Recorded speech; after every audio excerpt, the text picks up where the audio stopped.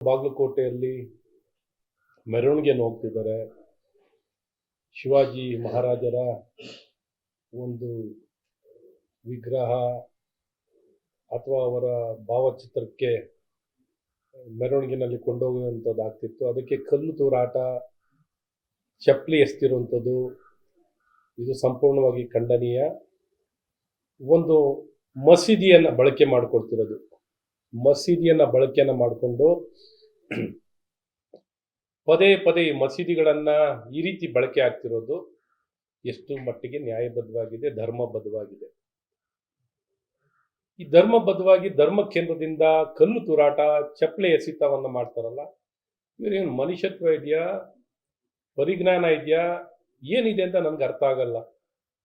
ಇದರ ಜೊತೆಯಲ್ಲಿ ಪೊಲೀಸವ್ರಿಗೆ ಗೊತ್ತಿದೆ, ಪದೇ ಪದೇನು ಈ ಮಸೀದಿಗಳ ದುರ್ಬಳಕೆ ಆಗ್ತಿದೆ ಅನ್ನೋಂಥದ್ದು ಗೊತ್ತಿದ್ರು ಸಹ ಎಲ್ಲೋ ಒಂದು ಅದಕ್ಕೆ ಕ್ರಮವನ್ನ ಪೂರ್ವಯೋಜಿತವಾಗಿ ಕ್ರಮ ವಹಿಸುವಂಥದ್ದನ್ನ ಈ ಕಾಂಗ್ರೆಸ್ ಸರ್ಕಾರ ವಿಫಲವಾಗಿರುವಂಥದ್ದು ಬಾರಿನೂ ಗಣೇಶನ ಮೆರವಣಿಗೆನಲ್ಲೂ ನೋಡ್ತೀವಿ, ಗಣೇಶನ ವಿಸರ್ಜನೆ ಮೆರವಣಿಗೆನಲ್ಲೂ ನೋಡ್ತೀವಿ. ಈ ರೀತಿ ಬೇರೆ ಬೇರೆ ಮೆರವಣಿಗೆ ಸಂದರ್ಭದಲ್ಲಿ ಈಗ ಶಿವಾಜಿ ಮಹಾರಾಜರಿಗೂ ಮೆರವಣಿಗೆಗೂ ಈ ರೀತಿ ಕಲ್ತೂರಾಟ ಮಾಡಿರುವಂಥದ್ದು ಅವಾಮಾನ್ಯ, ಖಂಡನೀಯವಾದಂಥದ್ದು, ಕ್ಷಮೆಗೆ ಯೋಗ್ಯವಾಗಿಲ್ಲ. ತಕ್ಷಣ ಸರ್ಕಾರ ಈ ತಪ್ಪಿತಸ್ಥರ ಮೇಲೆ ಕ್ರಮ ವಹಿಸುವಂಥದ್ದು ಒಂದು. ಈ ರೀತಿ ಮಸೀದಿಗಳ ದುರ್ಬಳಕೆ ಆಗದೆ ಅಂದರೆ ಮುಂದಿನ ದಿನದಲ್ಲಿ ಮಸೀದಿಗಳ ದುರ್ಬಳಕೆ ಆಗದ ರೀತಿಯಲ್ಲಿ ಸಂಪೂರ್ಣವಾಗಿ ಅಲ್ಲಿ ತಡೆಗಟ್ಟುವಂಥ ಕ್ರಮವನ್ನು ಮತ್ತು ಆ ಮಸೀದಿಯ ಪದಾಧಿಕಾರಿಗಳು ಅಥವಾ ಧರ್ಮಗುರುಗಳು ಯಾರಿದ್ದಾರೋ ಅವ್ರ ಮೇಲೂ ಕ್ರಮ ವಹಿಸುವಂಥದ್ದಾಗಬೇಕು. ನಿರ್ದಾಕ್ಷಿಣ್ಯವಾಗಿ ಅವರ ಮೇಲೆ ಕ್ರಮ ವಹಿಸಬೇಕು.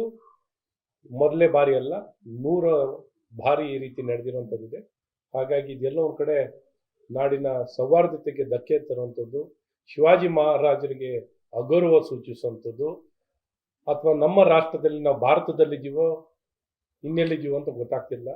ನಮ್ಮ ನಾಡಿನಲ್ಲಿ, ನಮ್ಮ ಜಾಗದಲ್ಲಿ ನಮಗೇ ರಕ್ಷಣೆ ಇಲ್ಲ ಅಂದರೆ ನಮ್ಮ ಆಚರಣೆಗಳಿಗೆ, ನಮ್ಮ ಭಾವನೆಗಳಿಗೆ ಇನ್ನೆಲ್ಲಿ ನೋಡ್ಲಿಕ್ಕಾಗತ್ತೆ.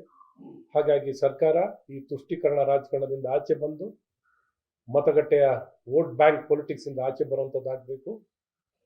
ಈ ರೀತಿ ಅಗೌರವದಿಂದ ಭಾವನೆಗಳಿಗೆ ಧಕ್ಕೆ ತರುವಂಥ ರೀತಿಯಲ್ಲಿ ನಡ್ಕೊಳ್ಳುವಂಥ ವ್ಯಕ್ತಿಗಳ ಮೇಲೆ ಏನೊಂದು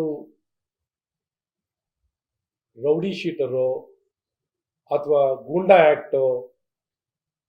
ಆ್ಯಕ್ಟನ್ನು ಅಥವಾ ದೇಶದ್ರೋಹಿಗಳು